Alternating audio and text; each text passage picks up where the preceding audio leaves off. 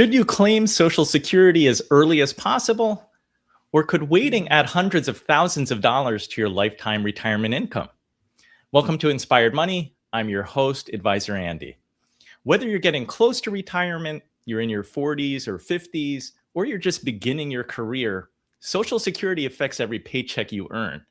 Yet for something we've all been paying into our entire working lives, most of us don't really think about it until retirement is just around the corner. And I hear it all the time, especially from fellow Gen Xers like me. I'm not counting on Social Security anyway. Maybe you've said that yourself, but whether your future benefit ends up being large or small, it's still one of the most valuable retirement assets most Americans will ever own. Understanding how it works today can help you make much better financial decisions tomorrow. So today, we're going to separate headlines from reality, myths from facts, and help you understand how to make the most of benefits you've spent your career earning. But before we begin, a quick thank you to today's sponsor. Today's episode of Inspired Money is brought to you by Runnymede Capital Management. Retirement planning involves much more than choosing investments. It means coordinating your savings, Social Security, taxes, retirement income, insurance, and long-term goals into one comprehensive strategy. If today's discussion has you wondering whether you're truly on track for retirement, we've created a free tool to help. In about 3 minutes, you can estimate when you may be able to retire, how much income your savings could provide, and how your wealth may change over time. You'll also receive personalized insights designed to help you strengthen your retirement plan. Visit inspiredmoney.fm/getplan to get started. That's inspiredmoney.fm/getplan. Now let's bring in today's panel. Please welcome Dr. Wade Pfau, one of the world's leading retirement income researchers, a professor at the American College of Financial Services, and author of the best-selling Retirement Planning Guidebook. Next, Mary Beth Franklin, one of America's foremost Social Security and Medicare experts, a veteran financial journalist, and author of Maximizing Your Social Security Retirement Benefits. Congrats to her on the 2026 Investment News Lifetime Achievement Award for her contributions to the wealth planning profession. And rounding out our panel today, we have Andy Panko, a fee-only financial planner, tax expert, and retirement income specialist who helps retirees make smarter decisions about Social Security, taxes, and sustainable retirement income. Wade, Mary Beth, Andy, welcome to Inspired Money. Thanks for being here. Thanks, Andy. All right, thanks for having us. In Act 1 today, we're going to separate fact from fiction surrounding Social Security. We'll examine the projected trust fund shortfall, what a potential reduction in benefits could actually look like, and whether fear about the program should influence when you claim. Then in Act 2, we'll move from the headlines to strategy. We're going to talk about break-even analysis, the value of delaying benefits, spousal coordination, and the hidden tax traps that can quietly reduce a retiree's income. And then make sure you stay with us for Act 3. I'm going to sit down one-on-one with Joe Elsasser, founder of Covism and the co-author of Social Security Essentials. We're going to explore why Social Security should never be treated as an isolated decision and how it can be coordinated with taxes, Medicare, Roth conversions, and retirement withdrawals. So whether you're ready to collect Social Security now, you're approaching retirement, or helping a family member navigate these decisions, today's conversation is designed to help you make one of the most important financial choices of your lifetime with greater confidence. Let's get started with segment 1. Imagine working for 40 years only to watch your safety net shrink as you cross the finish line. Actuarial data shows the Social Security Old Age and Survivors Insurance Trust Fund faces depletion by the fourth quarter of 2032. For someone retiring at age 62 today, that wall arrives exactly when they turn 68. Benefits will not vanish entirely, but if Congress takes no action, current projections point to an automatic benefit reduction of roughly 22% across the board. For the average worker, that means losing nearly $500 every single month. Many pre-retirees worry that claiming early may be the safer choice, but acting on fear can lead to costly mistakes. True wealth protection requires looking past the headlines to build an unshakable strategy.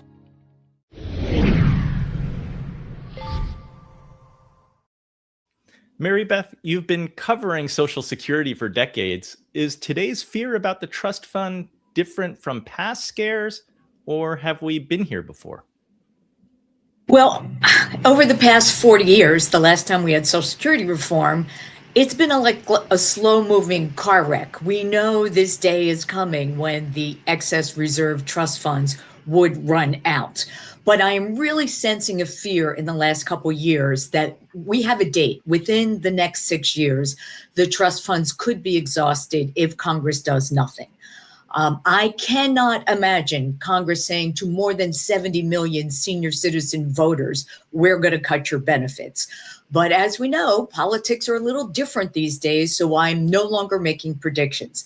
But I agree with your video. Making a decision to claim permanently reduced benefits early out of fear is not smart. Wade, you've written extensively about retirement security. Why do you view Social Security as much more than just another income stream? Well, Social Security is special because it's inflation adjusted every year. You get those cost of living adjustments that match an inflation rate. It's not the exact same rate that's usually quoted in the media because there's a slightly different index and a few month delay, but it adjusts for inflation, provides protected lifetime income. And for the high earner in a couple, you also have that idea of a survivor benefit, that benefit's going to last for the joint lifetime. It's very hard to find pensions or commercial annuities or anything else that can keep up with the power of what Social Security is able to do. Andy, when a new client tells you, I'm claiming at 62 before the money disappears, how do you respond without overwhelming them? Like with everyone, start with an analysis. Sometimes claiming early does seem to point to the better, more informed decision for someone. Sometimes it doesn't. Delaying makes more sense. But regarding what Mary Beth said, claiming early out of fear that the trust fund's going to deplete and or that's going to lead to benefits getting reduced, you're in effect then taking on a double reduction. One reduction for claiming early, reduced from your primary insurance amount, and the second reduction, if they do actually cut top line benefits, you get that reduction. So you have a reduction on top of reduction. So I don't advise the knee-jerk reaction of file early just because, or file early because I'm scared. Mary Beth, is there a headline around Social Security that frustrates you? What frustrates me is Congress, our lawmakers. Think of it this way. Every Senate candidate that is up for election this year in 2026, the Social Security Trust Fund could be depleted on their watch within 6 years. And 2 years from now, every presidential candidate that runs in 2028, the Social Security Trust Funds could be depleted on their watch. As American citizens, we have the right to demand of all of these elected officials, what's your plan? How are you going to fix Social Security? Because we all need it. Wade, do we have to plan for any scenario? Well, I think it's reasonable to plan for the idea that benefits may be a bit lower. But to this point about the fear of I need to claim early before it's gone, it's not that Social Security would disappear. Still, there will be payroll taxes coming in. And so the projection is if there's no other part of the reform, benefits may need to be cut across the board at 22%. And that's what Andy was mentioning. I did a simulation a few years back about what if you were in the unluckiest scenario possible. The year you turn 70 is the year Social Security benefits are cut. And then I looked at, well, if you had claimed at 62 versus claiming at 70, that's kind of the worst timing that you were waiting for 70, and then that's the year benefits cut. But like Andy said, if you claim at 62, you get a lower benefit, and it's also going to be cut when you turn 70 in that case. It slightly weakened the case for delaying Social Security, but it did not overturn it by any means. So I think when you're thinking about any possible scenario, still Social Security will be around. It's not really going to change claiming decisions all that much. Andy, if Congress waits until the last minute to act, which it seems like often is the case, how should today's retirees actually change their plans? Similar to what Wade said, I don't think this has a material impact on the claiming decision or the planning, particularly for people in or near retirement. Now, this isn't an exact science, but what I'm telling folks is if you're 60-ish or older, I don't foresee a scenario where you have an actual headline reduction to your benefit. There may be some peripheral changes, like it might be taxed more, inflation adjustments, maybe less going forward. We don't know.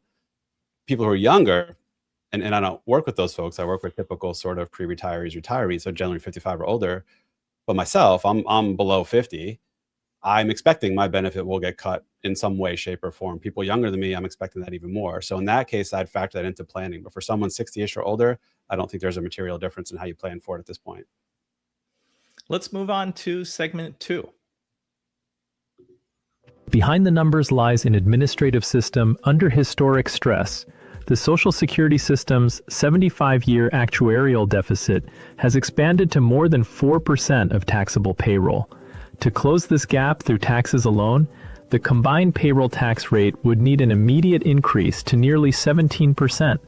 Meanwhile, Congress remains divided, debating whether to raise the full retirement age to 69 or introduce means testing for higher income retirees. Compounding this legislative friction, the Social Security Administration itself has shed 13% of its workforce in a single year. With fewer employees serving more beneficiaries, operational strain continues to grow. Navigating retirement requires looking beyond the uncertainty surrounding the system.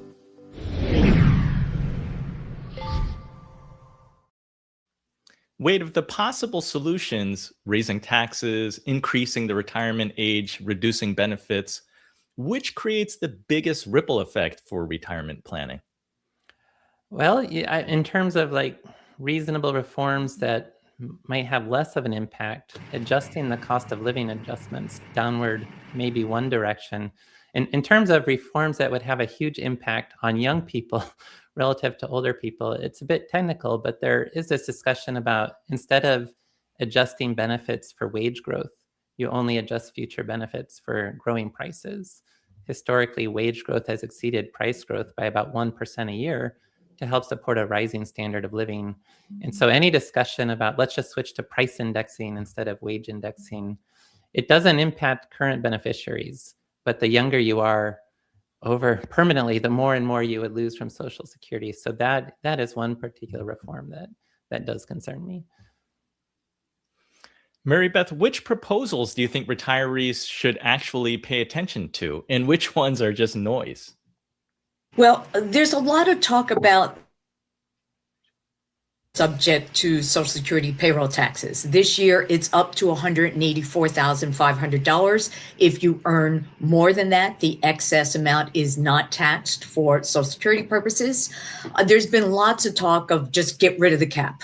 And that could solve, if you did it immediately, could solve about 2/3 of the financing problems. Another discussion is raising the actual tax rate of FICA taxes. That's one way. If you went all the way up to close to 17%, it solves the entire problem. But economically, it's really unfair, particularly to lower income workers and younger workers. One of the things I would like to see more talk about is what if we could invest a portion of the trust funds, which are currently invested in 2.5% interest rate government bonds, if a portion of that could be invested for higher growth, much like the federal thrift savings plan. But the problem with that is as we draw down the trust fund's going to be worth zero by 2032. So it doesn't matter how you invest the money, interest on zero is still zero. That's one argument of why we want to look at things sooner rather than later. Andy, what are your thoughts? So the most recent trustees report, simple fix, the actuarial present value of the 75-year deficit is only $29 trillion. Just print it. Just make more money and solve it. There you go. No, just kidding. I say that in jest, of course. I think it's going to be a combination of things. I've yet to put any real weight behind any proposal or chatter until something really gets firmed up in some legislation and starts to get some legs. Then we start to consider it. I'm expecting a combination of older or later full retirement ages, more of Social Security getting taxed and or for more people, a reduction in one way, shape, or form of the COLA, increase in payroll taxes just marginally, like Mary Beth said. You can't increase it the 4+ something percent that's referenced in the report to get it topped up. That's way too big, and it's going to impact the lower wage earners more so, disproportionately. So it'll be a mix of things to be determined what that mix will be. It'll probably be in 2031 that we finally get this thing resolved. Let's move on to segment 3. Fear has driven an 18% spike in early retirement claims among high-earning 62-year-olds. Affluent pre-retirees are rushing to lock in a reduced benefit, worried about the system's future. Yet fear-driven claiming often doesn't hold up mathematically. Delayed retirement credits compound at a guaranteed rate of 8% annually, up to age 70. Because of this compounding growth, even a reduced age 70 benefit may still produce a larger lifetime check than claiming early. Filing at 62 permanently locks in a substantially lower monthly benefit. When the noise of the headlines pushes you toward a permanent decision, a fiduciary framework restores clarity.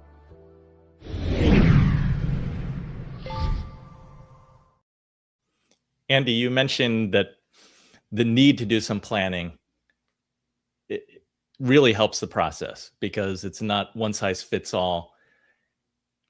Can you talk a little bit about some of the factors you look at? Like if somebody doesn't need the money, they don't need the funds at 62, is is that a no-brainer for delaying?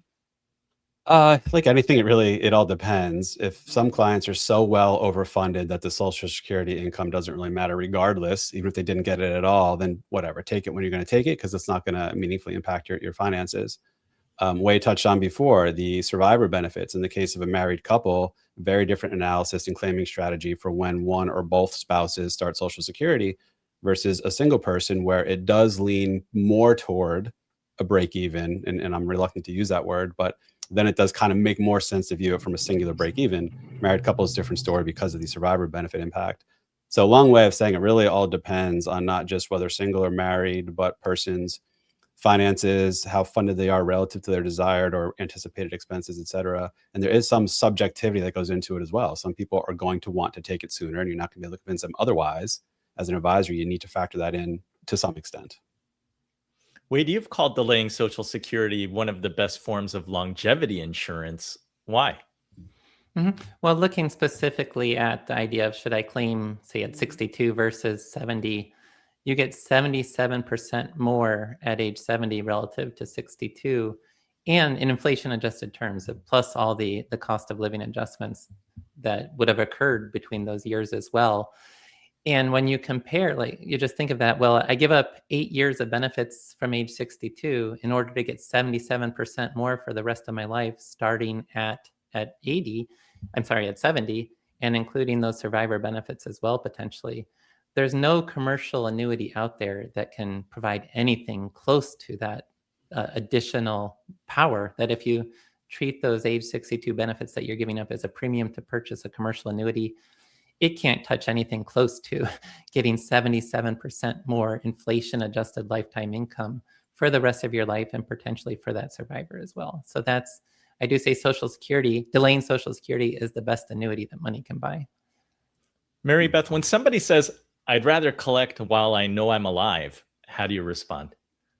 I talk about Social Security is a bit like the lottery. You must be present to win. If you have a short life expectancy, the idea of delaying till 70 may not have been the right decision. But as Andy and Wade both pointed out, you cannot argue with the difference between claiming at 70 versus 62 means a 77% increase in your monthly Social Security income for the rest of your life. I defy you to find any other investment that's going to give you that kind of return. I think it's particularly important for married couples, and often they can have a split decision, have the higher earner, often the husband, wait till age 70 to maximize his retirement benefit, which in turn is likely going to transfer into the maximum survivor benefit. But in between, the wife may want to claim early just to bring some cash flow into the household. Mary Beth, what's one of the biggest mistakes that people make when deciding to claim? When to claim? I think not understanding the difference between Social Security retirement benefits and Social Security survivor benefits. Retirement benefits continue to grow by 8% a year for every year you postpone claiming beyond your full retirement age up to age 70, but survivor benefits don't. The survivor benefits are worth the maximum at the survivor's full retirement age. I've had so many people say, well, I'm going to wait till 70 to get my maximum survivor benefit. Wrong. You've just wasted 3 years of cash flow. Wade, same question. What's the biggest mistake people make when deciding when to claim? Well, a little bit different direction, not just the fear about Social Security going away, but I think a mistake people make is this idea that, well, I could claim at 62 and just invest that money in the stock market and I'll have more over the long term. And it may not be a matter of specifically investing your Social Security, but you're leaving more in your investments. You claim early to leverage your investments, thinking you can earn a higher rate of return on your investment portfolio than you can from delaying Social Security. And it's possible the markets could do well enough, but it's really hard to beat the power of delaying Social Security. And the simple assumption that my investments will definitely beat delaying Social Security, that's, I think, a big mistake. Andy, if someone watching is 62 today, what's the one question they should answer before filing?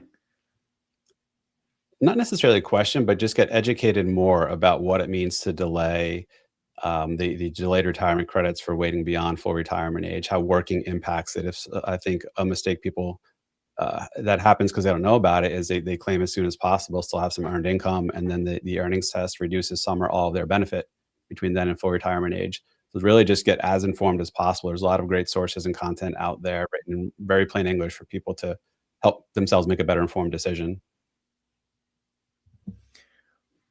Wade, based on your previous answer, can you talk a little bit, can you elaborate a little bit more how people think about guaranteed increase from delaying compared with taking that market risk?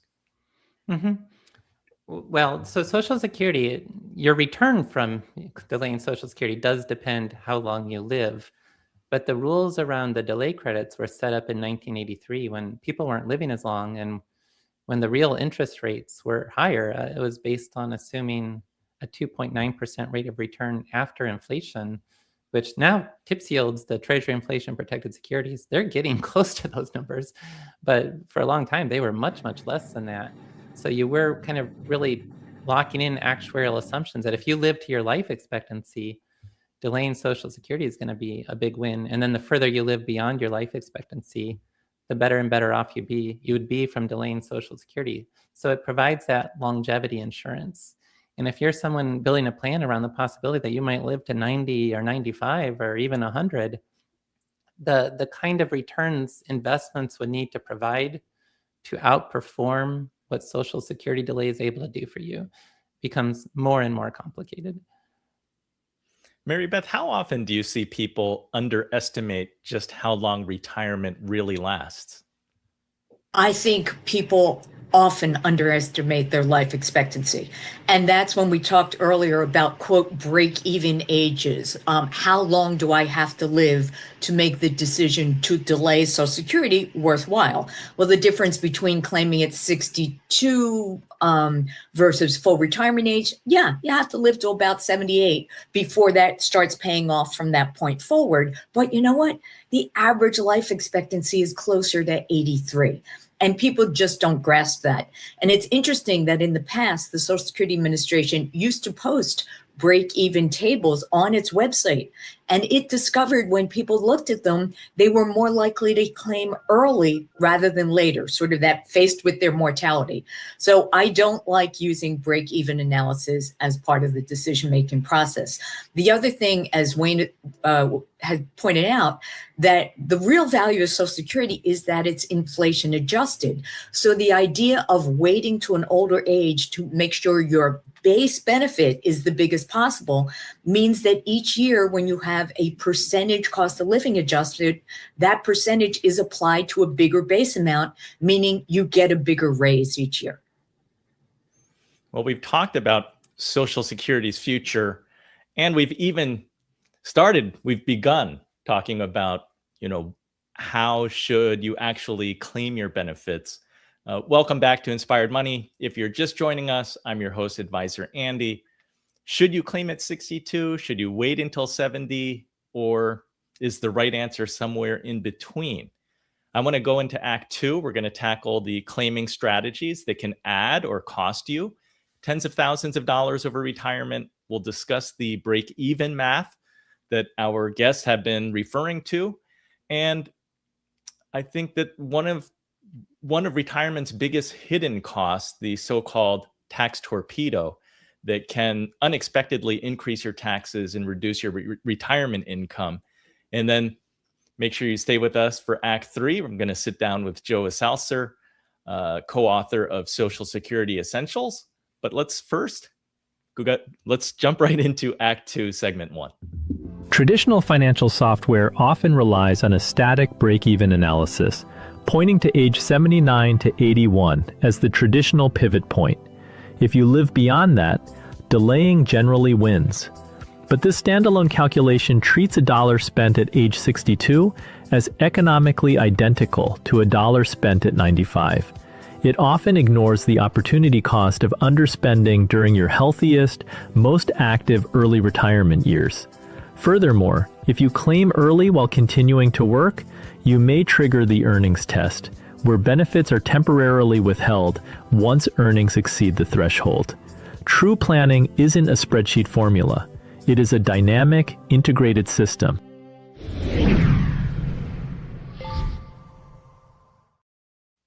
Wade, people love asking, what's my break-even age? Why do you think that's the wrong starting point? Well, because Mary Beth talked about this idea. When people frame the break-even age, that will say something along the lines of, well, I have to live to at least, say, 81 to break even and to benefit from delaying Social Security. They start to frame that as the gamble and worry, well, what if I don't live to 81? Then I'm not getting my money's worth out of Social Security. When the reality is their life expectancy might be 86 or 87. So the odds, there's much more than a 50% chance of making it to that break-even age. And at that point, it's all gravy. You're better and better off with each passing year. But I think just the whole concept of break-even ages, it tends to get people worrying that they're not going to live to the break-even age, when the odds, again, the odds of living to the break-even age are much higher than 50%. Good to get to the numbers. Andy, what's a real life factor that spreadsheets completely miss? I just want to preface all this by saying all of retirement planning is one big set of educated guesses. We're talking about break-evens and math and what have you, but tell me exactly when you're going to die. Tell me exactly what inflation is going to be. Tell me exactly what stock and bond returns are going to be every year for the next 30 years, and I will give you a rock solid plan that will be unwavering. We don't know that stuff, right? So we're making educated guesses. Factors that go into planning are obviously where Social Security longevity, potential assumed market returns, like Wade mentioned, though that's kind of a dangerous game to play, to think your investments will outperform what Social Security could do for you. Another sort of ancillary benefit that often gets overlooked is a tax planning opportunity. By delaying, you have that much less income coming in, filling up your tax brackets during the delay years, that you could potentially get ahead of taking money out of pre-tax accounts like IRAs, 401ks, et cetera, and do so in really low tax brackets before you eventually start Social Security. So there's sort of a secondary financial benefit of delaying Social Security with regards to longer term tax planning and tax efficiency. Andy, can you just give us maybe a hypothetical illustration about, something that people should think about? So like a hypothetical client whose optimal strategy wasn't what they expected. I think going back to what Wade said again about assumed market returns and portfolio returns, if you look at a lot of financial planning software, oftentimes it will show you quantitatively, based on their assumptions and projections, that starting Social Security early is objectively the better answer. I mean, it's going to result in more money down the road and or even higher Monte Carlo score, lower chance of running out of assets. And for people who've done that on their own using retail consumer focused software, and they've seen the math, the apparent math that shows they should start early, having a discussion with an advisor who can layer in these other angles of considerations could be an eye-opening experience, especially again, in factoring in things like survivor benefits, which is a huge consideration that needs to be factored in the case of married couples. Mary Beth, many retirees want to enjoy their go-go years. How do you balance living today with planning for age 90? Well, I'm probably the only one on this panel that's actually retirement age, and I'm living in that semi-retirement. And we see all these studies that we've spent 30, 40, 50 years saving for retirement. That's built into our DNA at this point. One of the hardest things is giving yourself permission to spend in retirement. That's why things like guaranteed income, like Social Security, or in some cases an annuity, helps retirees take this nest egg, and change it into monthly guaranteed income. I think that's very important for people to be able to enjoy their retirement years, particularly the earlier years when they have time to travel, enjoy their family, because once a health event kicks in, it can change the entire outlook of the rest of your retirement. Yeah, it's okay to spend. Wade, how has your research changed the way you personally think about claiming decisions? Well, I tend to lean towards, as a starting point, having that high earner in the couple really consider delaying. Yeah, but to kind of also piggyback off of what Mary Beth was talking about, and just suppose you're retired at 62 and you're thinking to go ahead and delay towards age 70, and you may be worried, well, how do I spend money in the meantime? I've done research around this idea that you can actually build a Social Security delay bridge, whether that's an 8-year laddered portfolio of Treasury inflation protected securities each year, to provide that floor so that now you can have a floor of inflation adjusted reliable lifetime income that's 77% larger than otherwise. And then if you're worried about cuts in the future, maybe it's not quite 77% more ultimately, but you have a much stronger floor nonetheless of reliable lifetime inflation adjusted income. That can give you more confidence and more capacity to really spend and enjoy those early retirement years from your discretionary investments on top of that, because you know that even if those start running out, you've got more protected income that's going to keep you going for that full retirement. So that's really delaying Social Security and building a floor, a Social Security delay bridge can help you enjoy a higher standard of living in retirement. And I've done simulations showing that point. Andy, your thoughts on building a delay bridge? I think for a lot of people that's helpful. Definitely those that are more geared toward wanting and needing to see guaranteed known income at certain dates that's going to be there for them, be it a ladder of whatever sort. You know, it could be treasuries, could be CDs, could be multi-year guaranteed annuities, could be bullet ETFs, anything. The financially, objectively, will that always outperform just sort of like a total return approach to distributing assets and spending assets during the Social Security delay period? We don't know. Maybe it will, maybe it won't. But the psychological, emotional peace of mind that provides, if that's what it takes to get someone, going back to what Mary Beth said, spend your money, live your life. That's what this is all about. Money is just a resource to facilitate people living their life. It's not the end all be all. It's not the goal in and of itself. Mary Beth, since you are the one who's retired on this panel, your thoughts on, is maximizing Social Security always the same as maximizing retirement happiness? Oh, definitely not. You know, money can buy you choices. It doesn't necessarily buy you happiness.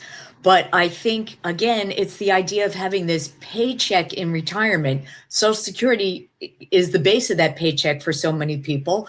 And then there are other forms of guaranteed income. And as a semi-retiree at this point, I can tell you I sleep well at night knowing I have multiple sources of guaranteed income, and I don't have to touch my retirement accounts until they're required. Here's one other point, though, that Andy was making, that if you're delaying Social Security, one of the advantages of drawing down your tax qualified retirement accounts like IRAs, 401ks before you have to, is you may actually be reducing your future required minimum distributions. Because once you get locked into those RMDs, it's really dictating what you're spending in taxes in retirement, and it may be dictating what you're paying for Medicare in retirement. So to be able to draw down on those sources sooner may give you more flexibility in your later retired years. Thank you. Let's move on to the next segment. For married couples, optimizing retirement income requires a coordinated household strategy.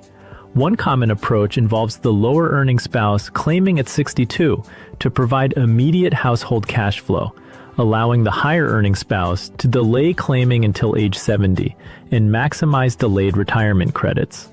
That larger benefit can ultimately become a more valuable survivor benefit, helping protect the surviving spouse later in life.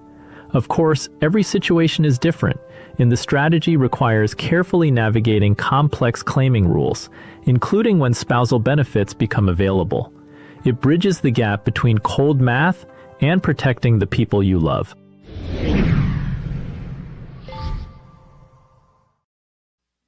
Mary Beth, why should married couples think about Social Security as one lifetime decision instead of two separate ones? Right. I think married couples need to look at this as a household decision. Yes, you have two benefits, but really you're spreading the risk over 3 lifetimes. You have the husband, the wife, and then who's ever left behind with the survivor benefits. And I'll give you an example of a mistake. A girlfriend of mine, her husband delayed till 70, which really was appropriate for their situation since he was the bigger earner. And there were several years difference, age difference.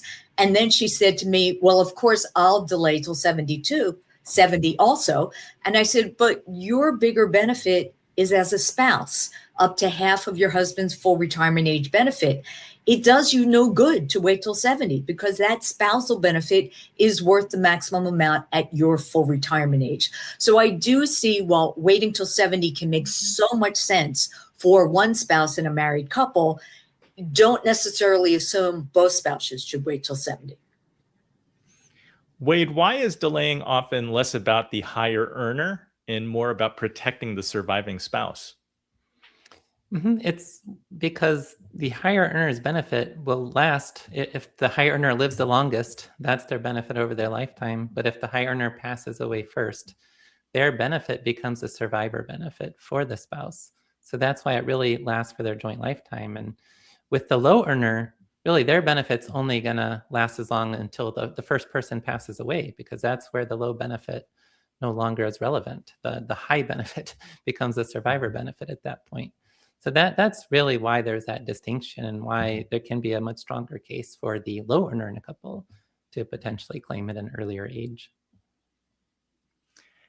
Andy, can you share a planning example where coordinating spouses made a huge difference?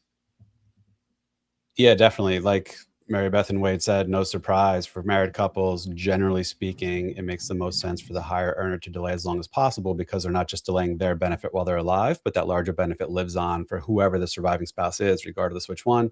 The smaller benefit in effect falls away.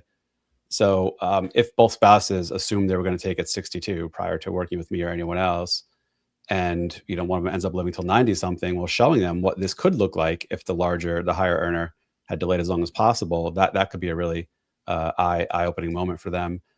When the smaller benefit starts, I don't want to say it doesn't matter, but it's much less impactful, whether it's 62, 64, 67. I kind of leave that up to the client more or less and look to some of those secondary considerations like the tax planning benefits of having less Social Security so you can pull forward pre-tax stuff. There's a lot that goes into it, but generally speaking, higher earning spouse delay as long as possible. Mary Beth, is there a survivor benefit mistake that worries you most? Well, the one is where you have a couple where maybe the wife was not working outside the home or had a very small benefit or her own earnings record. So her bigger benefit is as a spouse. The one problem can be, normally I'd say, yeah, go ahead, claim at 62, have some cash come into the households. But if her benefit is on her husband's earnings record and he dies unexpectedly, and she's younger than her full retirement age, her spousal benefit automatically becomes a survivor benefit. And if she is younger than full retirement age, it means she will have a permanently reduced survivor benefit. So that's the one caveat when you're dealing with couples and talking about one spouse claiming early. You really want to look at health issues as well as marital status and other retirement income. Andy, there are a lot of resources online. Do you find any kind of rules that couples consistently misunderstand?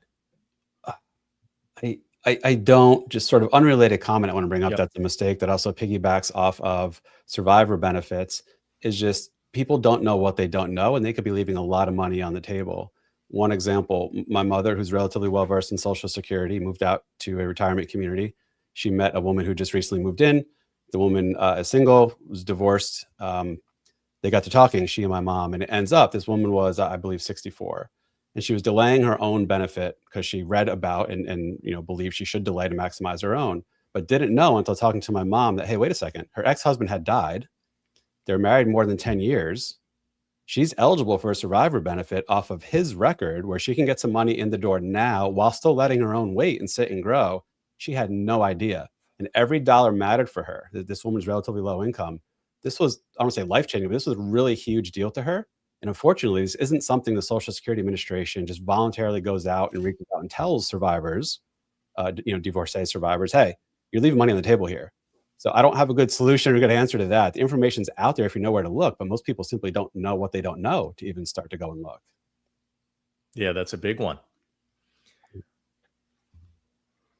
Wade, how does Social Security change the way that you think about retirement income for couples? Well, having a floor of reliable income through Social Security can allow you to really be more aggressive in other ways. There's all this discussion in the retirement income world about things like the 4% rule that tells you how much you can safely spend from an investment portfolio to support your retirement. And that it's really focused on the idea that you need to manage your investments very conservatively, spend very conservatively. But the reality is, when you have more reliable income, like if you're ignoring Social Security when you're thinking about how much you can spend from your investments, you may be missing out. And this touches upon what I was saying earlier, that you can more comfortably enjoy your investments when underneath those investments is a floor of reliable income from Social Security. So that's where you want to be thinking about your risk capacity. How much risk can you take? And Social Security can help support taking more risk from your investments. And by risk, I mean not just like the asset allocation, but spending. You can enjoy that money, spend it, because you have Social Security to fall back on. Yeah, it sounds like it's both sides. It's the investment and the spending. And it's a dynamic process because, for example, if you put money aside for a delay bridge, once you hit 70, you can maybe take that money and either spend and or invest that portion more aggressively. Mm-hmm. And enjoy a higher standard of living throughout your retirement. So you can enjoy life. You can maximize your life, just not solely focused on maximizing your Social Security. Let's move on to segment 3. The real threat to your retirement lifestyle isn't just market volatility. It is the silent cash flow drain hidden inside the tax code. Experts warn of a phenomenon known as the Tax Torpedo, driven by the formula determining how Social Security benefits are taxed. When combined income exceeds $32,000 for married couples filing jointly, up to 50% of benefits may become taxable. Cross $44,000, and up to 85% may be subject to tax. Every additional dollar withdrawn from a traditional retirement account can cause even more of your Social Security benefits to become taxable, pushing your effective marginal tax rate dramatically higher, in some situations above 40%. Navigating it requires objective fiduciary planning.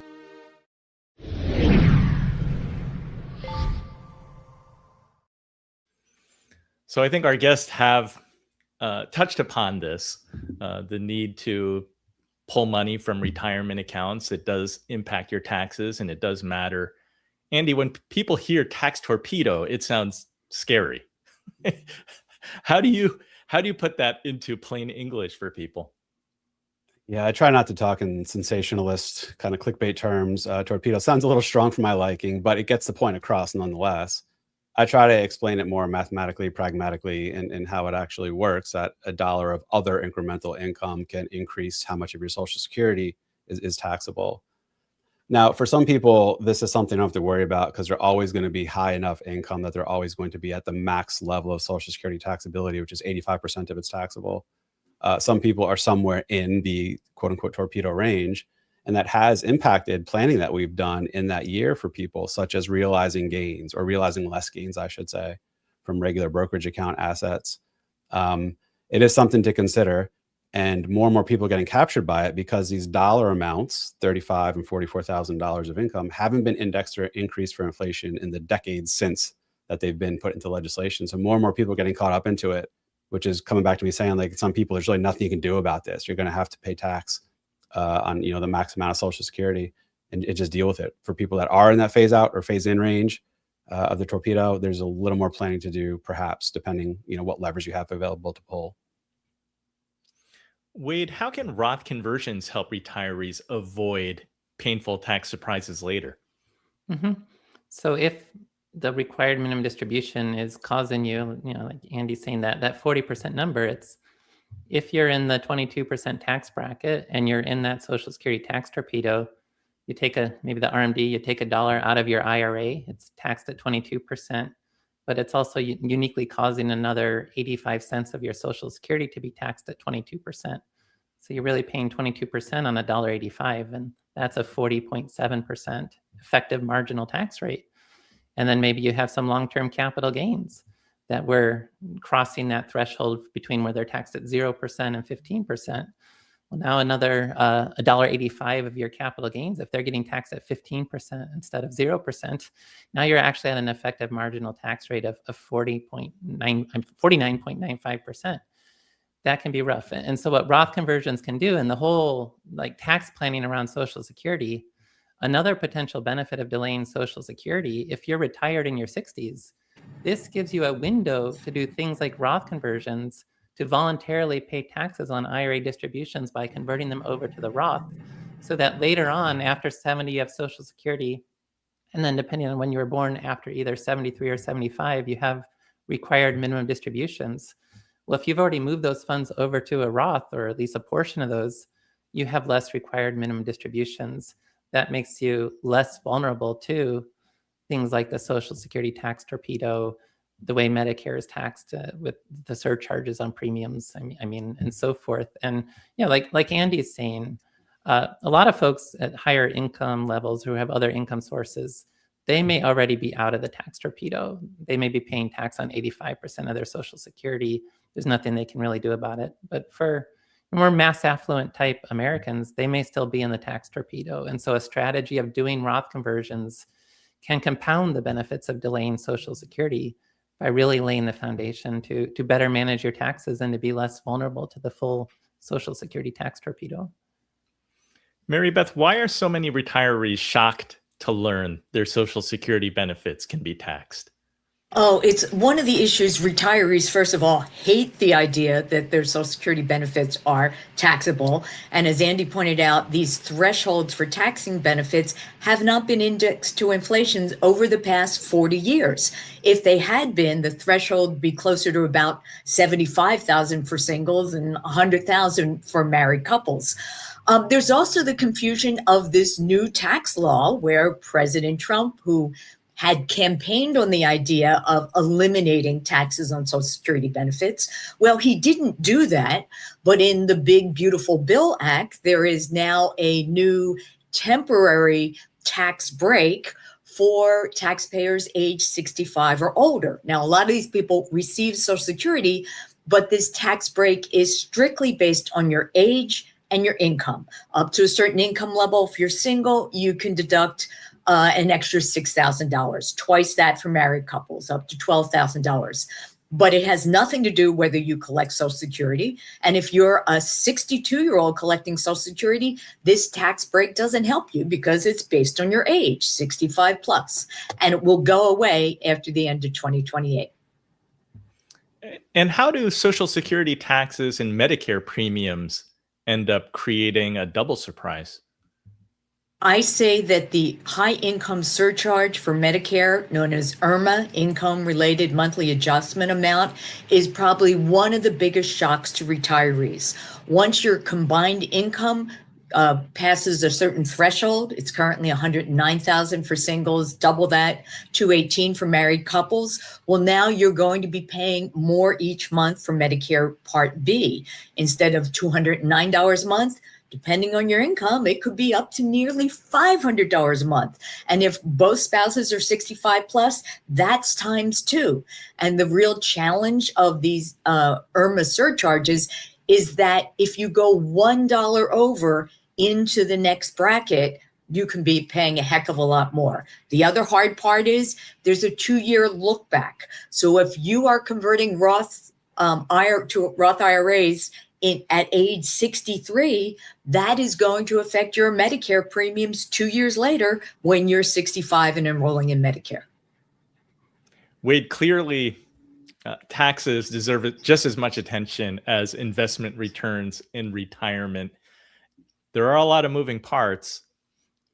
What do you tell people? This is why you should consult with a CPA and advisor? Oh, yeah, absolutely. The longest chapter in my retirement planning guidebook is about tax planning. And so much of it is about these particular issues, because this can be a huge impact. Really, you want to get the most after-tax spending and potential legacy from your assets. And tax planning can do a lot. And that's just where but wait, there's more. Delaying Social Security really can work in very well into these types of tax planning scenarios, because it opens up windows where if you're retired, you may not have a lot of taxable income. You may be able to do Roth conversions at relatively low effective marginal tax rates and be much better set up for the future, especially once Social Security starts to help manage the tax torpedo. Once RMDs start requiring you to take those distributions from your IRA, even if you don't want to spend them, you have to pay taxes on it. And those tax rates could be rather high in terms of their effective marginal impact, not only because of the Medicare premiums, the way Social Security is taxed, but now the new tax deductions, temporary ones that Mary Beth mentioned, they also phase out with income. And so that may be another hit that you're facing when you're forced to take those types of required minimum distributions. Andy, any final thought? I like your comment that tax planning should get at least as much attention as investments and investment returns. I'd argue it's even more attention and focus in retirement, because there's so many moving parts. There's tax implications of virtually every aspect, every financial aspect of someone's retirement and source of income and assets, et cetera, that there could really be some meaningful improvements in plans and projections and long-term finances through some good diligent tax planning. Not to say investments don't matter and returns don't matter, they do. But I think consumers and advisors alike are realizing the tax planning is the real value add in a lot of this advisory work, because investment management, good investment management, has become increasingly commoditized, cheap, and easy to do and do well. Well said. This has been a terrific discussion. I think it's quite evident the power that proper planning can have in advance of retirement, in retirement, and then for sure, your timing decision about Social Security. Wade, Mary Beth, Andy, thank you for joining and sharing your expertise and helping us to navigate one of retirement's most important financial decisions. I want to end with one final question for all of you. I'm going to go with Mary Beth first. Finish this sentence. The biggest Social Security mistake people make is blank. Instead, they should blank. I think people who think they're going to claim early before Social Security, quote, runs out of money, assumes that they will be grandfathered and protected. Sorry, there's no grandfather provision that if benefits are cut, everybody will take a cut. Andy? Sort of similar, but regardless whether or not the trust fund's due to run out or not, I think the biggest mistake is people just reflexively starting benefits ASAP, whether that's at 62 or upon stopping work, without really knowing what their options are and how the system works and how delayed credits work and so forth. Yeah, so it's not as simplistic as just show me the money. No. And Wade? Yeah, I think the big mistake, just not recognizing that, especially for a high earning couple, it's possible the present value of your lifetime benefits could be worth more than $1 million. And so just not being thoughtful about the claiming decision, this is a huge asset, a huge amount of money. And you don't want to spend more time picking out how to save $20 on your vacuum cleaner purchase versus just blindly going into Social Security without putting a lot of thought and attention to the decision. Wade, thank you for keeping it real. I am guilty of seeing how I can save $20 on my vacuum purchase. Those are wonderful takeaways. Thank you all again for being here. If you want to learn more from our guests, be sure to visit their websites. You can find Dr. Wade Pfau at wadepfau.com. That's PFAU.com. Mary Beth Franklin at marybethfranklin.com, and Andy Panko at tenonfinancial.com. I'll also include links to their websites, their books, and other resources in the show notes, which you can find at inspiredmoney.fm/blog.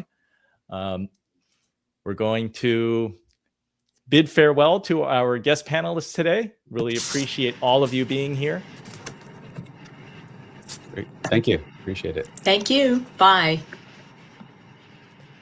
And we will soon bring in our final guest for Act 3. What if the biggest Social Security decision isn't when you claim, but how it fits into your entire retirement plan? We've spent the last hour discussing when to claim Social Security, how the program is funded, and the strategies that can help maximize your lifetime benefits. Now it's time to take the conversation one step further. Joining me is Joe Elsasser, CFP, founder and president of Covisum, whose retirement planning software helps more than 20,000 financial advisors optimize Social Security claiming, tax strategies, retirement income, and investment decisions. Joe is also the co-author of Social Security Essentials, Smart Ways to Help Boost Your Retirement Income, a practical guide that shows why Social Security shouldn't be viewed as a standalone decision, but as a key part of a comprehensive retirement income strategy. In this conversation, we're going to explore how taxes, Social Security, retirement withdrawals, and Medicare work together, and why looking at the whole picture can help you make smarter retirement decisions. Joe, welcome to Inspired Money. It's great to have you. Hey, thanks for having me, Andy.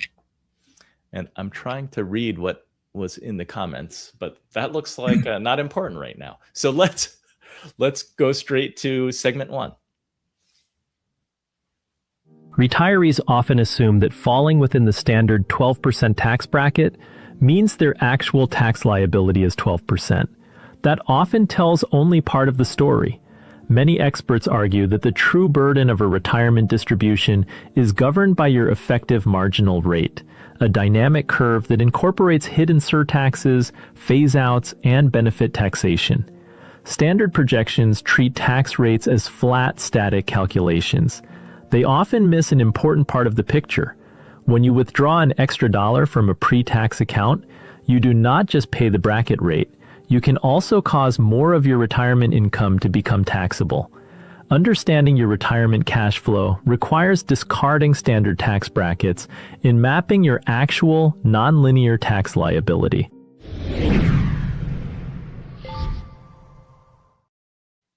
Joe, one of the biggest ideas in your work is that retirees should not focus only on their tax bracket.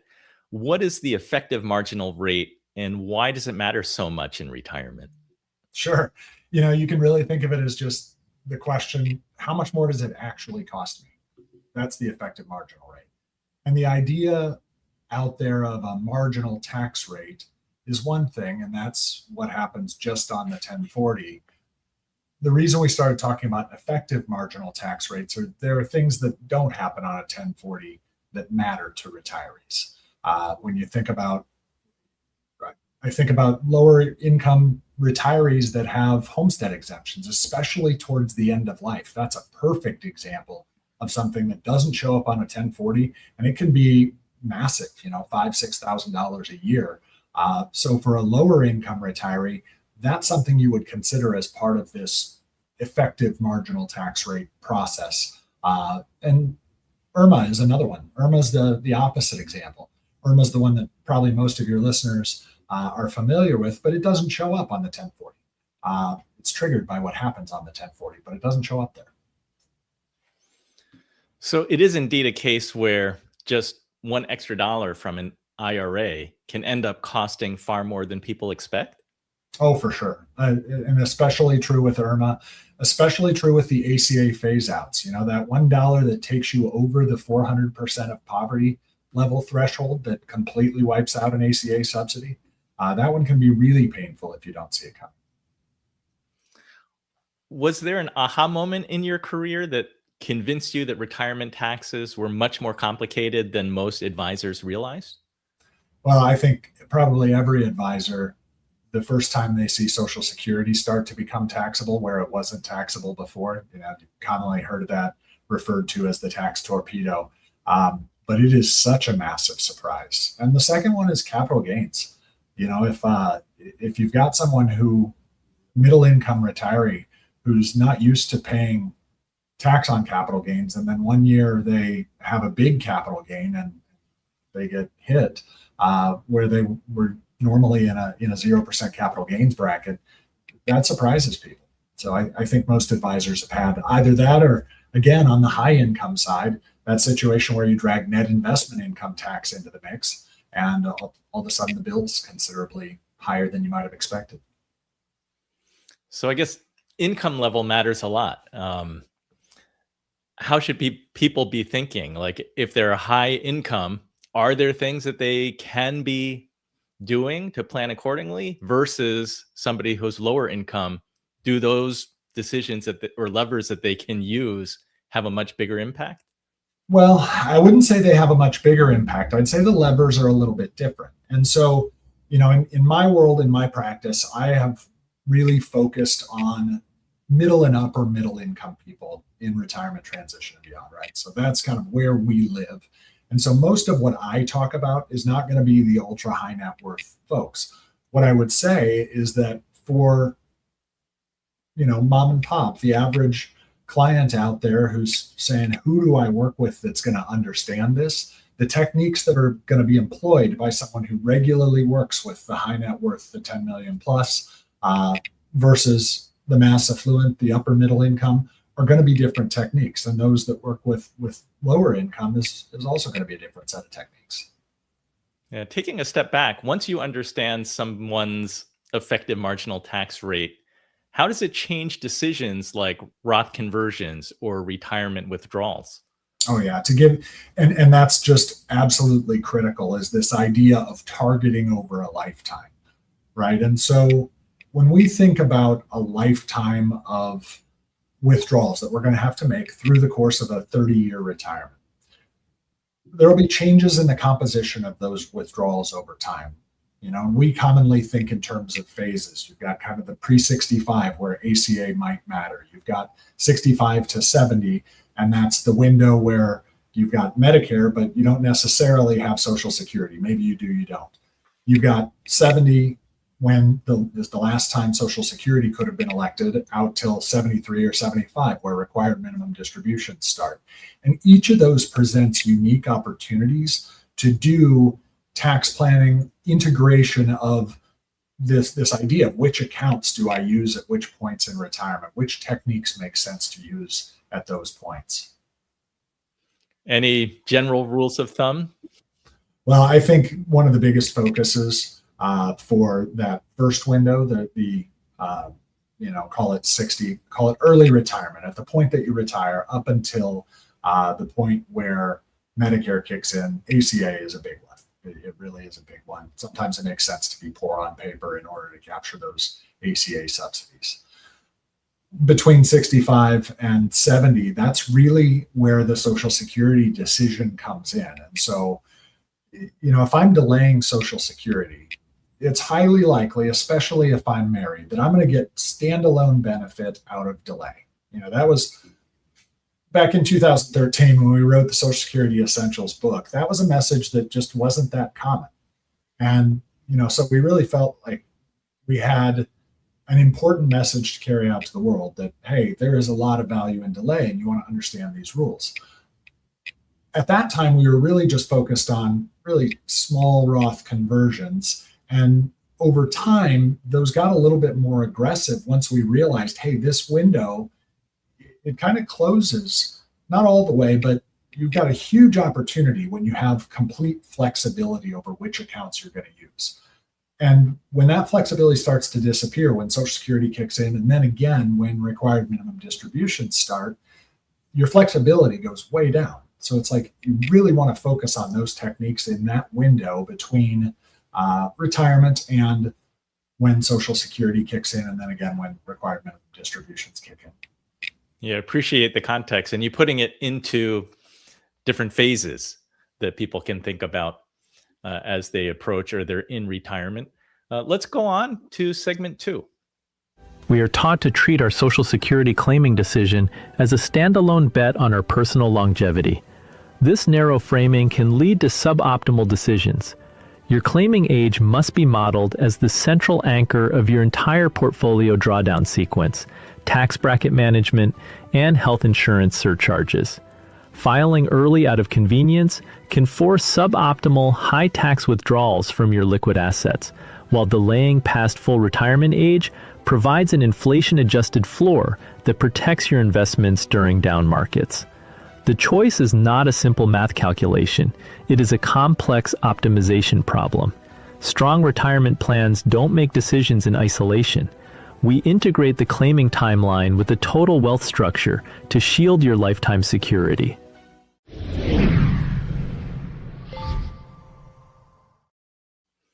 Most people think claiming Social Security is simply deciding whether to file at 62 or at full retirement age or at 70. Why do you believe that's the wrong way to think about it? The first key thing is always to think about the household, right? And the household for a married couple is about both, not about an individual. So that's just the first most critical thing to consider.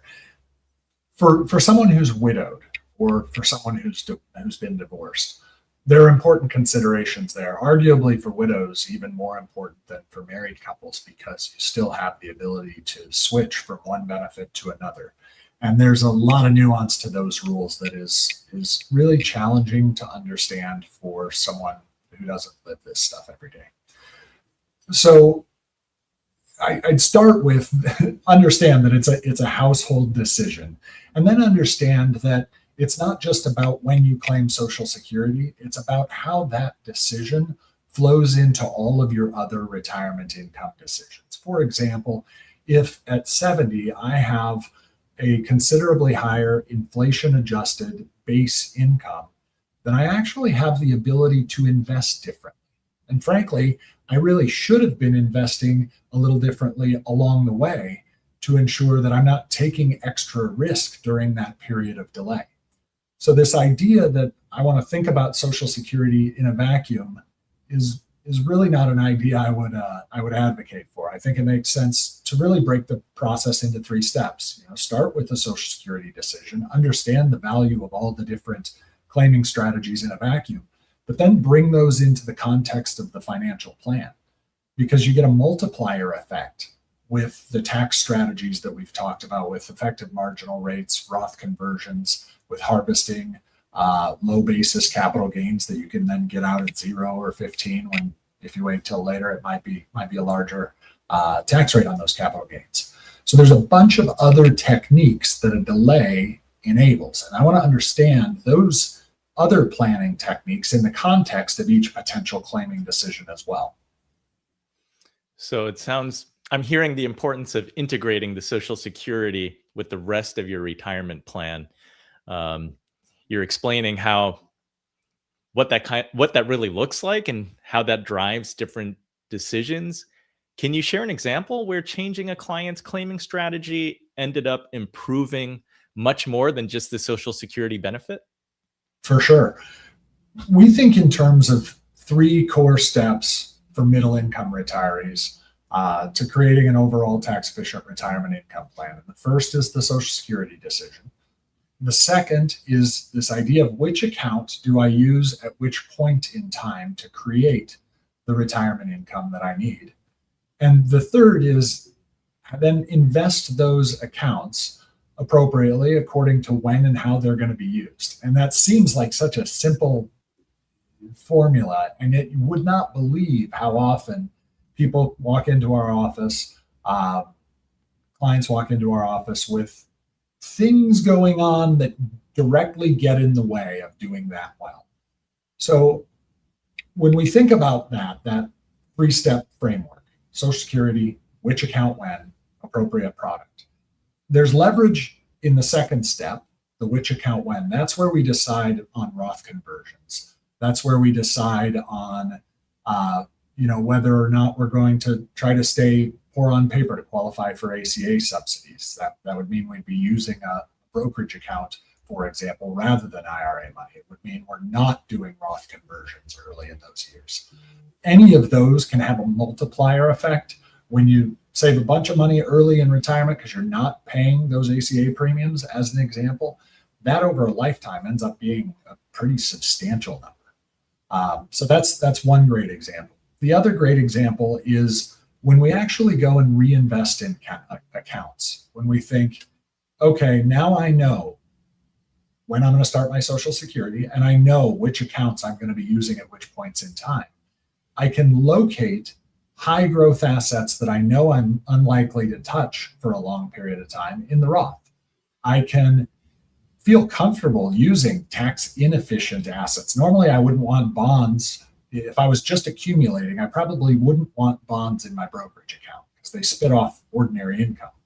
But if I know that I'm spending those over the first 5 to 7 years while I delay Social Security, I am much more likely to want to keep those there because of the stability factor, right? I've got predictable income and maturities, for example, if I'm doing a ladder.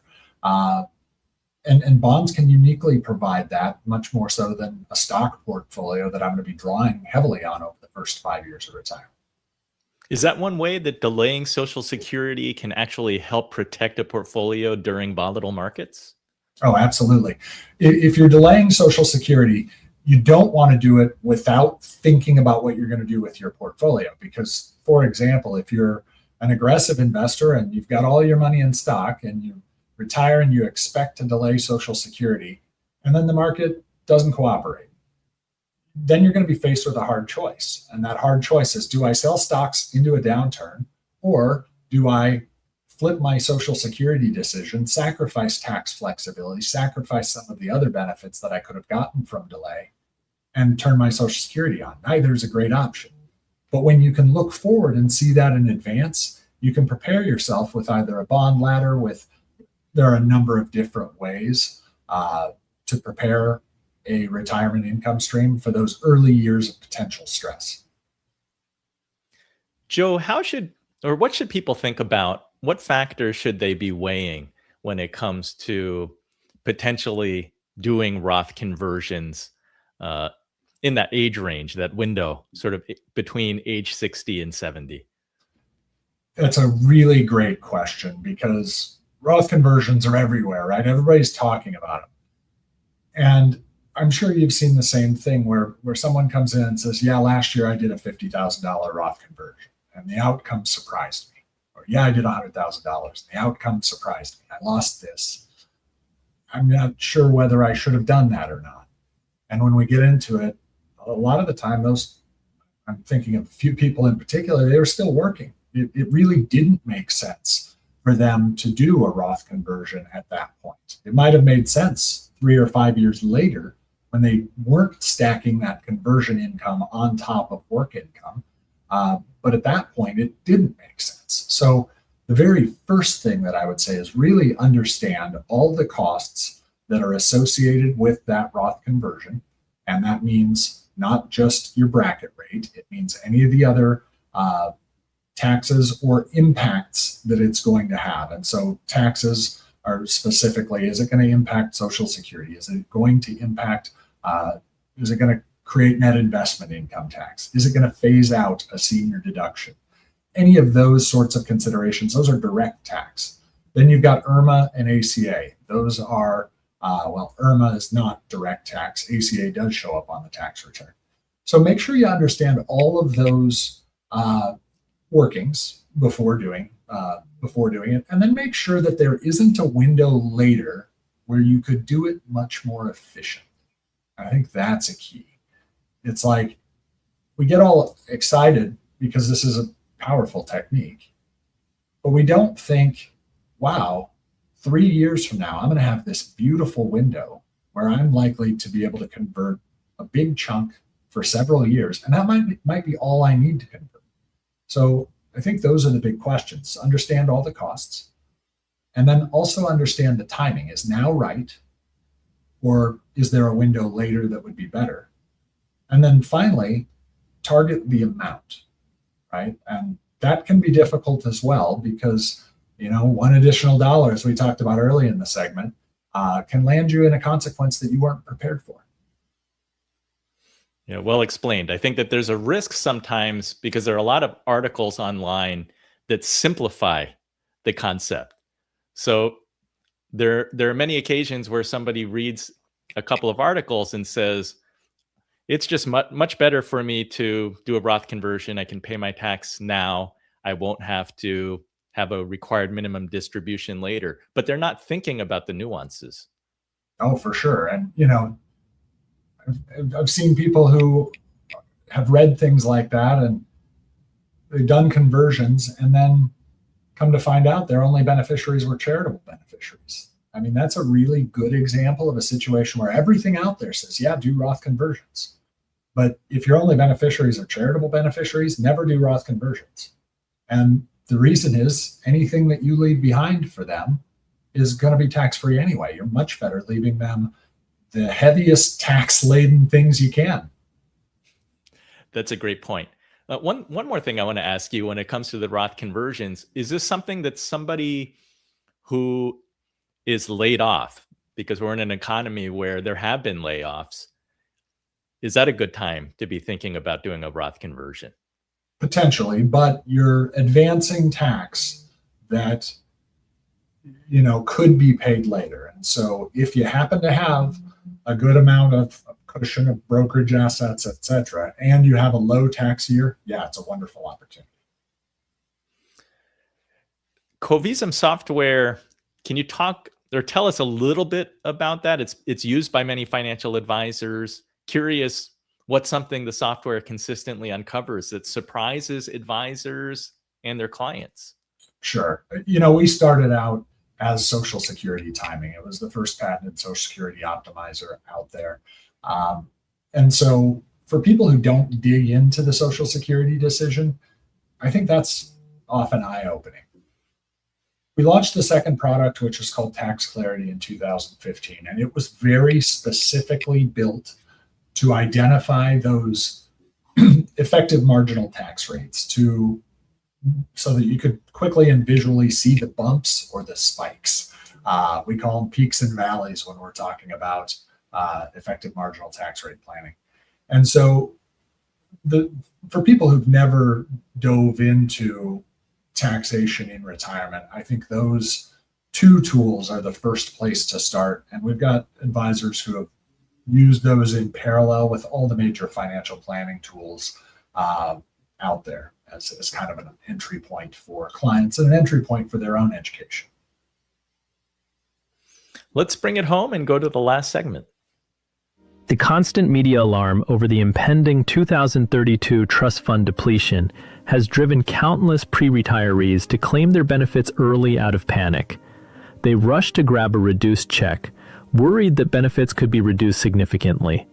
Yet fear-driven claiming often doesn't hold up mathematically. Even if a projected 22% benefit reduction were to occur, delaying your claim to age 70 yields a larger monthly check than claiming early and locking in a permanent lifetime 30% reduction. Actuarial uncertainty does not necessarily justify locking in a permanently lower benefit. Fiduciaries look past the sensational headlines. We utilize integrated modeling to neutralize political noise, turning a moment of public panic into a deliberate, secure strategy for long-term survival.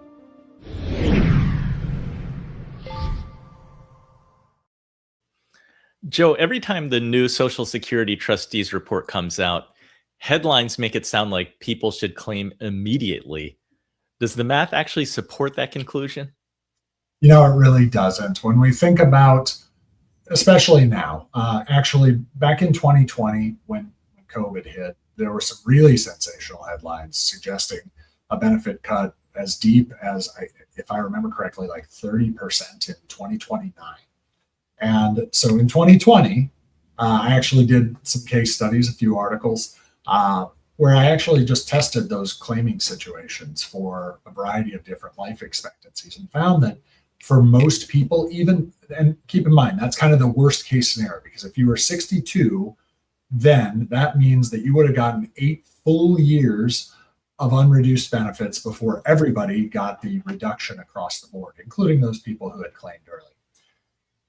And what we found through those case studies was that most people should not claim early, even then. Now that argument is even stronger because someone today, we're really looking forward only 6 years until potential trust fund depletion. And so that means that somebody who claims early is not claiming the full 8 years early. They're only claiming 6 years early. They're only getting 6 potential years of unreduced checks. So every conclusion we came to then, which was, hey, no, it does not make sense for most people to delay based on a potential benefit cut, even if it did materialize. That conclusion holds even more true today. Even if benefits were reduced around 2032, why can delaying still produce a better long-term outcome for many retirees? Well, because you're not just looking at a cut on a delayed benefit. You're looking at a cut on the delayed benefit or the early benefit. And so, first off, we've got to understand that the Social Security formulas, the delayed retirement credit, was built for a different time than now. We also have to realize that financial advisor clients do tend to live longer on average than the general population. So even if it was fair for a retiree in 1983, it's not fair and it slants in the claimant's favor for delay as life expectancies have increased. And when we consider that the upper half of income earners in this country lives on average about 5.5 to 6 years longer, that also stacks the calculation in favor of delay. And so when you start to put all these different things together, it's like delay has such an advantage for most of our clients that even if some of that advantage were trimmed through a benefit cut, it's still beneficial. For somebody who is scared and leaning towards claiming early, what can you tell them to feel confident enough to make a different decision? Well, I think the right answer is first understand the numbers. It's not that Social Security will be gone, right? Even if Congress can't figure out a solution here, and historically they have, but even if they couldn't, we're not talking about Social Security is gone tomorrow. We're talking about a haircut, not a guillotine. So when you think about it that way, it's like, how do I understand the numbers? So you model, what do these cash flows look like with no benefit cut? And then you model, what do these cash flows look like with the benefit cut? And seeing that on paper alone can often help make the decision. But then the next step is to say, okay, do I have enough in my portfolio to be able to support the lifestyle that I want, even if benefits are cut? So now I've got a 2-level analysis that says, first off, is delay still better even if benefits are cut? Most often, I think you'll find that yes, it is. But then we've also got the sustainability of the plan question. And for people who were going to be okay, most often they're still going to be okay, even under a Social Security benefit cut. It might require a little lifestyle trim, or it might not, just depending on your specific circumstances. Yeah, ultimately, I think that's the most important question for most people. Are they going to be okay? Yeah. Joe, as someone building retirement planning technology every day, where do you see the biggest opportunity for advisors over the next 5 years? Well, I think it's going to be a really interesting next 5 years for advisors because, AI is going to change the world around us dramatically. It's going to change the world around us dramatically. It already is. And as we see more and more technology that is customized, dramatically customized for individual firm processes, for the things that you uniquely do as a firm, the importance of the advisor being able to hold the hand, shake the hand, be the throat to choke, I don't think goes anywhere for 10, 15 plus years. And so when we think about that, we just want to make sure that we as advisors are equipped to deliver answers that are as good or better than any of the AI might deliver, because we can do it in a regulated way, and we can be the hand to hold, the hand to shake, or the throat to choke when things don't go as planned. So I think that role is going to continue to be incredibly important. I like that, hand to shake or throat to choke. So it's the good, bad, and the ugly. Yeah, indeed. Joe, if you could leave our audience with just one piece of advice about Social Security and retirement planning, what would that be? Well, I think the big takeaway is it is important to understand some of the details. There are a ton of details. So working with somebody that does understand them, or at least understanding the ones that are particularly relevant to your situation, is important. It can be tens of thousands, even hundreds of thousands of dollars of difference over a lifetime, especially when you stack Social Security with the tax planning opportunities and with the risk management that necessarily comes with locating different investments in different accounts through the course of a retirement. And that's great advice. How about one action that somebody can take? Well, I think the easy action is, talk to your advisor, because I think advisors are incredibly valuable in this kind, specifically in this kind of technical work, because there is a huge level of detail there.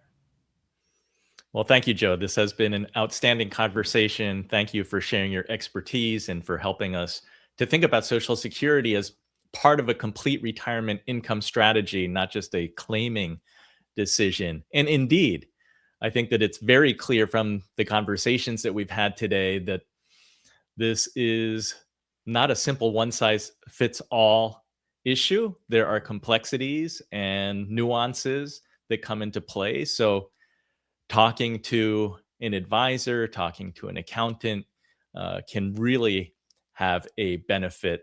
Terrific advice. Joe, again, thank you for joining us today. If you'd like to learn more about Joe's work, visit covisum.com. I am told that I butchered Joe's name earlier, which is very possible. I have no doubt that I did that because I am just a caveman. Is it Elsasser? Yeah, it's Elsasser. No worries. You wouldn't believe what back in the day when telemarketers were all the rage. Well, my apologies. I have no idea what my brain did earlier. No problem. Joe, I highly recommend your book, Social Security Essentials: Smart Ways to Help Boost Your Retirement Income. I'm going to include links to Joe's website in the book in the show notes at inspiredmoney.fm/blog. Inspired Moneymaker, if you enjoyed today's episode, please like this video, subscribe to the Inspired Money YouTube channel, and share this conversation with someone who's planning for retirement. I'd love to hear from you. Leave me a comment below with your biggest takeaway from today's discussion. If you're listening to the podcast and have no way to leave a comment, I'd love to hear from you. You can find me on LinkedIn. Just search for Advisor Andy or visit inspiredmoney.fm to explore more episodes, articles, and resources. I want to remind you once more, if you're thinking about your own retirement, visit inspiredmoney.fm/getplan. In just a few minutes, you can get a personalized retirement plan and see when you may be able to retire, estimate your retirement income, and uncover opportunities to strengthen your financial future. And lastly, a special thank you to the Inspired Money team, Bradley John Eaglefeather and Chad Lawrence, for helping to bring these conversations to life. This is Inspired Money, where we make more, give more, and live more. Until next time, do something that scares you, because that's where the magic happens. Thanks, everyone.